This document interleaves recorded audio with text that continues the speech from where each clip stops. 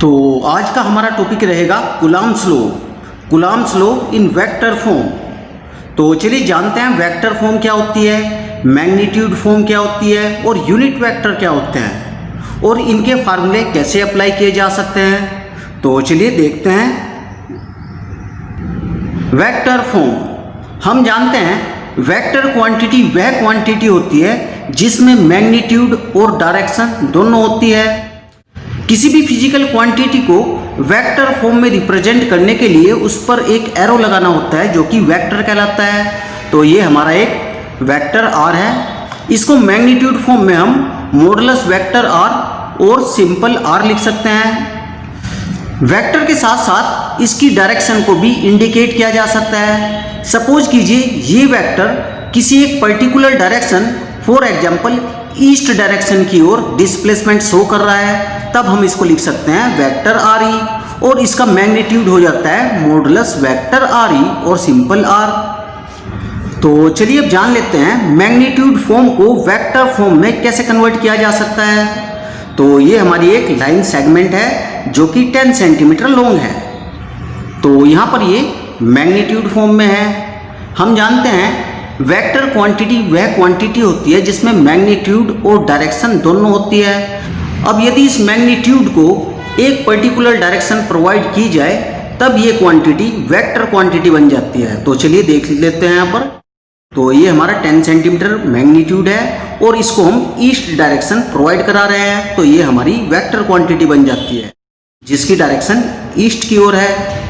तो ये हमारा वेक्टर आर ई है जो कि ईस्ट डायरेक्शन की ओर डिस्प्लेसमेंट शो कर रहा है। अब क्योंकि वेक्टर ईस्ट डायरेक्शन की ओर डिस्प्लेसमेंट शो कर रहा है इसलिए इस पर लाई करने वाले सभी यूनिट लेंथ के वेक्टर भी ईस्ट डायरेक्शन में ही डिस्प्लेसमेंट शो करेंगे। तो ये हमारा एक यूनिट लेंथ का वेक्टर है जिसको हम डिनोट कर सकते हैं यूनिट वेक्टर आर ई और रीड कर सकते हैं आर ई कैप से। क्योंकि 10 सेंटीमीटर हमारा मैग्नीट्यूड फॉर्म में है तो इसको हम लिख सकते हैं R equal to modulus vector R E equal to 10 centimetre. तो ये मैग्नीट्यूड फॉर्म होती है वेक्टर की, तो 10 सेंटीमीटर है और यूनिट वेक्टर का मैग्नीट्यूड 1 होता है, मॉडुलस 1 होता है, मीन्स इसकी मेजरमेंट 1 होती है। अब देखिए किसी भी वेक्टर क्वांटिटी में मैग्नीट्यूड और डायरेक्शन दोनों होते हैं, तो ये हमारा मैग्नीट्यूड है और डायरेक्शन हम ले लेते हैं यूनिट वेक्टर से। ये यूनिट लेंथ का वेक्टर होता है जिसकी यूनिट लेंथ होती है और इसकी डायरेक्शन फिक्स होती है। ये ईस्ट डायरेक्शन में डिस्प्लेसमेंट शो कर रहा है, तो पूरा का पूरा वेक्टर भी ईस्ट डायरेक्शन में डिस्प्लेसमेंट शो करेगा। क्योंकि जो डायरेक्शन कंप्लीट वेक्टर की होती है यूनिट लेंथ के वेक्टर की भी वही डायरेक्शन होती है, या कह सकते हैं जो डायरेक्शन यूनिट लेंथ के वेक्टर की होती है कंप्लीट वेक्टर की भी डायरेक्शन वही होती है। तो यहाँ पर हम यूनिट वेक्टर से जब मल्टीप्लाई यहाँ पर करते हैं तो ये वेक्टर क्वांटिटी में कन्वर्ट हो जाता है। अब क्योंकि 10 सेंटीमीटर हमारा मैग्नीट्यूड फॉर्म में है और मैग्नीट्यूड फॉर्म को हम आर की टर्म में लिख सकते हैं मॉडुलस वेक्टर आर ई into unit vector R E, और मॉडुलस आर ई को हम आर से रिप्रेजेंट कर सकते हैं। तो ये हमारा हो जाता है R dot unit vector R E. अब यहाँ से हम यूनिट वेक्टर फाइंड आउट कर सकते हैं। तो यहाँ हम देखते हैं unit vector equal to vector upon modulus, means unit vector equal to unit vector की डायरेक्शन में कंप्लीट वेक्टर अपॉन इसी का modulus, that is vector R E upon modulus R E. और मॉडुलस आर ई हमारा फिर से हो जाता है सिंपल आर। तो ये हमारा फार्मूला हो गया vector R E upon R. तो ये यहाँ पर यूनिट वेक्टर के फार्मूले हैं। तो चलिए इस मैग्नीट्यूड फॉर्म को वेक्टर फॉर्म में कन्वर्ट करते हैं। तो हमारे पास है आर इक्वल टू 10 सेंटीमीटर। अब यदि इस 10 सेंटीमीटर में यूनिट लेंथ से मल्टीप्लाई करा दी जाए तब भी मैग्नीट्यूड यहाँ पर सेम रहता है। अब यदि इस यूनिट लेंथ की डायरेक्शन यहाँ पर इंडिकेट कर दी जाए, फॉर एग्जाम्पल ये यूनिट लेंथ ईस्ट डायरेक्शन में डिस्प्लेसमेंट इंडिकेट कर रही है, तब ये पूरी क्वांटिटी वेक्टर फॉर्म में कन्वर्ट हो जाती है। और यूनिट लेंथ जो हमारी ईस्ट डायरेक्शन में है इसको हम यूनिट वेक्टर आर ई से रिप्रेजेंट कर सकते हैं। तो हमारा हो जाता है vector R E equal to 10 into unit vector R E. अब 10 सेंटीमीटर हमारी मैग्नीट्यूड फॉर्म में है और इसको हम लिख सकते हैं आर। तो ये हमारा फार्मूला हो जाता है vector R E equal to R into unit vector R E. तो यहाँ पर हम ऑब्जर्व करते हैं कोई भी वेक्टर अपने ही मैग्नीट्यूड का यूनिट लेंथ के वेक्टर के साथ एक प्रोडक्ट होता है। कोई भी वेक्टर अपने ही मैग्नीट्यूड का यूनिट लेंथ के वेक्टर के साथ एक प्रोडक्ट होता है। तो चलिए नेक्स्ट देखते हैं। नेक्स्ट है हमारा वेक्टर एफ। हम जानते हैं कोई भी वेक्टर अपने ही मैग्नीट्यूड का यूनिट वेक्टर के साथ एक प्रोडक्ट होता है। That is vector F equal to modulus vector F into unit vector R. तो यहां पर ये जान लेना जरूरी है, किसी भी फिजिकल क्वांटिटी को वेक्टर फॉर्म में कन्वर्ट करने के लिए यूनिट वेक्टर से ही मल्टीप्लाई की जाती है, क्योंकि यूनिट वेक्टर एक यूनिट लेंथ का डिस्प्लेसमेंट वेक्टर होता है जिसकी डायरेक्शन फिक्स होती है। तो मॉडुलस एफ को हम लिख सकते हैं simple F into unit vector R. यहाँ पर इस फोर्स की डायरेक्शन को भी इंडिकेट किया जा सकता है। सपोज कीजिए ये फोर्स हमारा किसी एक particular direction, for example east direction की ओर लग रहा है, तब हम इसको लिख सकते हैं वेक्टर एफ ई, और ये हो जाता है vector F E equal to modulus vector F E into unit vector R E. और मॉडुलस वेक्टर एफ ई को हम सिंपल एफ लिख सकते हैं into unit vector R E. तो चलिए यहाँ पर हम देख लेते हैं फोर्स की मैग्नीट्यूड फॉर्म को वेक्टर फॉर्म में कैसे कन्वर्ट करते हैं। तो ये हमारा F इक्वल टू 10 न्यूटन है जो कि मैग्नीट्यूड फॉर्म है। तो F इक्वल टू 10 न्यूटन, यदि हम इसमें यूनिट लेंथ से मल्टीप्लाई करा दें तब भी इसका मैग्नीट्यूड सेम रहता है। अब यदि इस यूनिट लेंथ की डायरेक्शन यहाँ पर इंडिकेट कर दी जाए, फॉर एग्जांपल हम ये मान लें हमारे यूनिट लेंथ का वेक्टर ईस्ट डायरेक्शन में डिस्प्लेसमेंट शो कर रहा है, तब ये पूरी क्वांटिटी वेक्टर फॉर्म में कन्वर्ट हो जाती है। अब क्योंकि 10 सेंटीमीटर हमारा मैग्नीट्यूड फॉर्म में है तो हम इसको F से इंडिकेट कर सकते हैं। तो हमारा फार्मूला हो जाता है vector F E equal to F into unit vector. Means कोई भी वेक्टर अपने ही मैग्नीट्यूड का यूनिट वेक्टर के साथ एक प्रोडक्ट होता है। तो चलिए इस केस को देखते हैं। यहाँ पर कोई ऑब्जेक्ट ए है जिस पर 25 न्यूटन का फोर्स अप्लाई किया जाता है और इसकी पोजीशन B हो जाती है। इस केस में डिस्प्लेसमेंट की जो डायरेक्शन होगी वो A से B की ओर होगी, तो इसको हम डिस्प्लेसमेंट वेक्टर RAB से इंडिकेट कर सकते हैं। अब चलिए नेक्स्ट देखते हैं F इक्वल टू 25 न्यूटन। तो ये हमारा मैग्नीट्यूड फॉर्म है, इसमें हम यूनिट मैग्नीट्यूड से मल्टीप्लाई करते हैं। अब इस यूनिट लेंथ के मैग्नीट्यूड को अगर एक लेंथ प्रोवाइड की जाए, जैसे कि हमारा वेक्टर A से B डायरेक्शन में है, तो हम यहाँ मान लेते हैं हमारी यूनिट लेंथ A से B डायरेक्शन की ओर डिस्प्लेसमेंट शो कर रही है, तब ये पूरी क्वांटिटी वेक्टर क्वांटिटी में कन्वर्ट हो जाती है। और unit length A to B हम unit vector A to B से शो कर सकते हैं। और 25 न्यूटन हमारा मैग्नीट्यूड फॉर्म है और मैग्नीट्यूड फॉर्म को हम F से इंडिकेट कर सकते हैं। तो हमारा फार्मूला हो जाता है vector F A B equal to F into unit vector A B. तो चलिए नेक्स्ट देखते हैं। तो नेक्स्ट है हमारा Coulomb's law. According to Coulomb's हम जानते हैं दो चार्जेस के बीच लगने वाला फोर्स F दोनों चार्जेस के प्रोडक्ट के डायरेक्टली प्रोपोर्शनल टू और इनके बीच की डिस्टेंस के स्क्वायर के इनवर्सली प्रोपोर्शनल टू होता है। That is F equal to K Q1 Q2 upon R square. तो ये कूलम्ब्स लॉ के फोर्स की मैग्नीट्यूड फॉर्म है। इस मैग्नीट्यूड फॉर्म को भी वेक्टर फॉर्म में कन्वर्ट किया जा सकता है। तो चलिए ये हमारा फार्मूला है F A B equal to F into unit vector A B.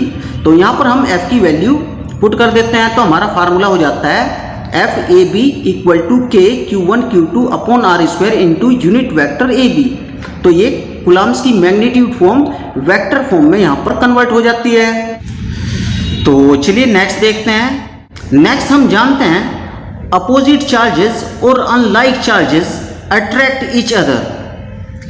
Means opposite charges एक दूसरे को अट्रैक्ट करते हैं, इसीलिए इन पर लगने वाले फोर्स की डायरेक्शन इनसाइड होगी। तो ये फोर्स की डायरेक्शन है जो कि अंदर की ओर है।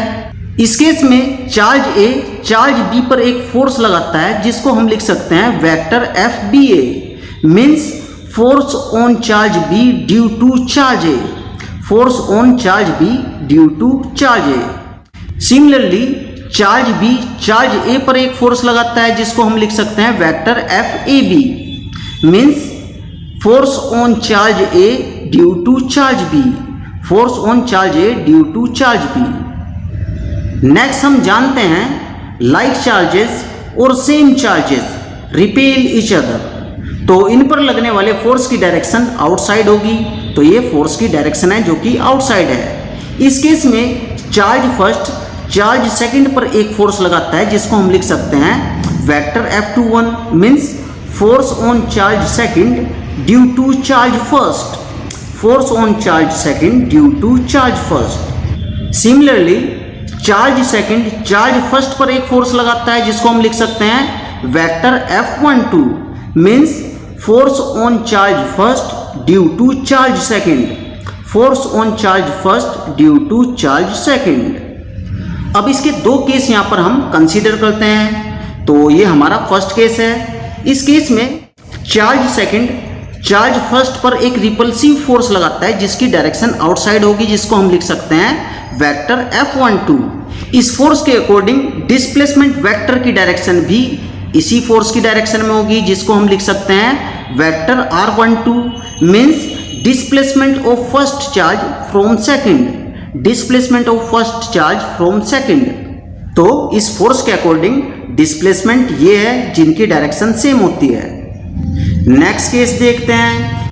इस केस में चार्ज फर्स्ट चार्ज सेकंड पर एक रिपल्सिव फोर्स लगाता है जिसकी डायरेक्शन आउटसाइड होगी, इसको हम लिख सकते हैं vector F21 means force on charge second due to charge first. तो इस फोर्स के अकॉर्डिंग डिस्प्लेसमेंट वेक्टर की डायरेक्शन भी इसी के अलोंग होगी, तो ये हमारा डिस्प्लेसमेंट वेक्टर है R21।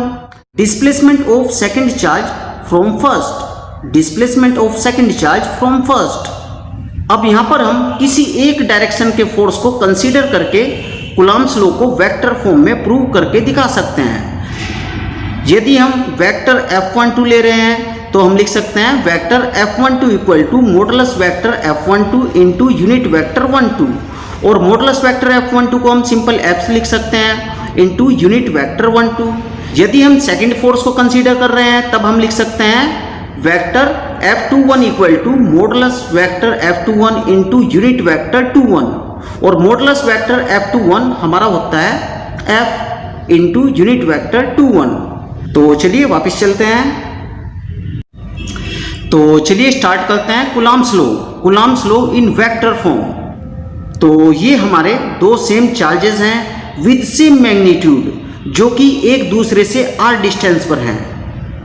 इस केस में चार्ज फर्स्ट चार्ज सेकंड पर एक रिपल्सिव फोर्स लगाता है जिसकी डायरेक्शन आउटसाइड होगी, और इसको हम लिख सकते हैं vector F21 means force on second charge due to charge first. इस फोर्स के अकॉर्डिंग डिस्प्लेसमेंट की डायरेक्शन भी इसी के अलोंग होगी, तो ये हमारा डिस्प्लेसमेंट वेक्टर है vector R21 means displacement of second charge from first. Similarly charge second charge first पर एक रिपल्सिव फोर्स लगाता है जिसकी डायरेक्शन आउटसाइड होगी, जिसको हम लिख सकते हैं vector F12 means force on first charge due to second.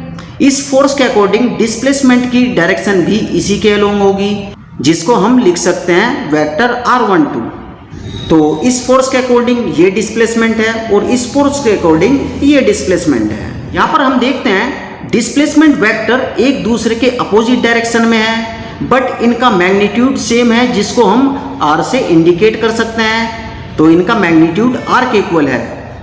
तो यहाँ पर हम किसी एक फोर्स को कंसीडर करके कूलम्ब्स लॉ को वेक्टर फॉर्म में कन्वर्ट कर सकते हैं। तो चलिए सबसे पहले हम वेक्टर F12 को लेते हैं। We know that according to Coulomb's law F equal to K Q1 Q2 upon R square. हम जानते हैं कोई भी वेक्टर अपने ही मैग्नीट्यूड का यूनिट वेक्टर के साथ एक प्रोडक्ट होता है। So vector F12 equal to modulus vector F12 into unit vector 12। Modulus vector F12 को हम लिख सकते हैं simple F into unit vector 12, और F इक्वल टू हमारा है K Q1 Q2 upon R square. तो यहाँ पर हम F की वैल्यू पुट कर देते हैं, तो हमारा आ जाता है K Q1 Q2 upon R square into unit vector R12। तो यहाँ पर हम यूनिट वेक्टर का फार्मूला लगाना जानते हैं। Unit vector equal to unit vector की डायरेक्शन में कंप्लीट वेक्टर अपॉन इसी का modulus, that is unit vector 1 2 equal to vector r12 upon modulus vector r12।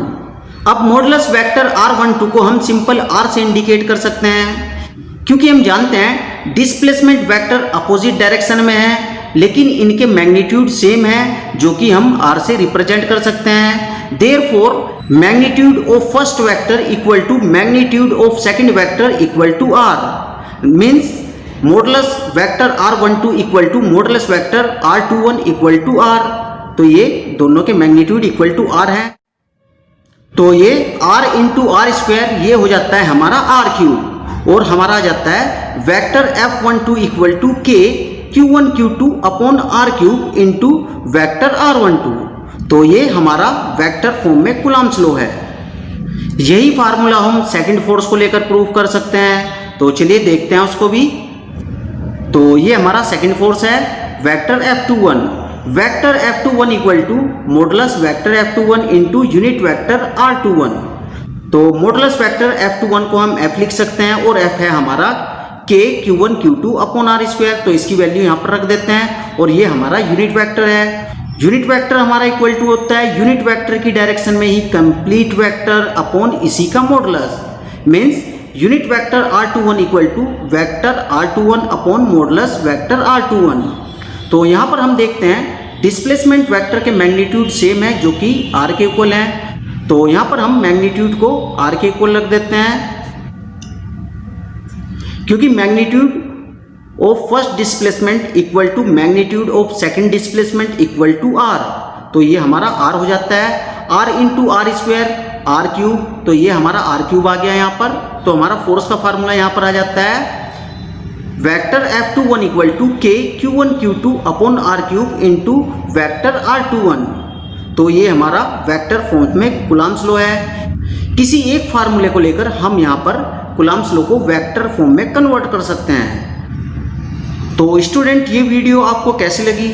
अगर ये वीडियो आपको पसंद आई तो वीडियो को लाइक करें, चैनल को सब्सक्राइब करें, और ज़्यादा से ज़्यादा लिंक को अपने फ्रेंड्स में शेयर करें। Okay, thanks for watching this video.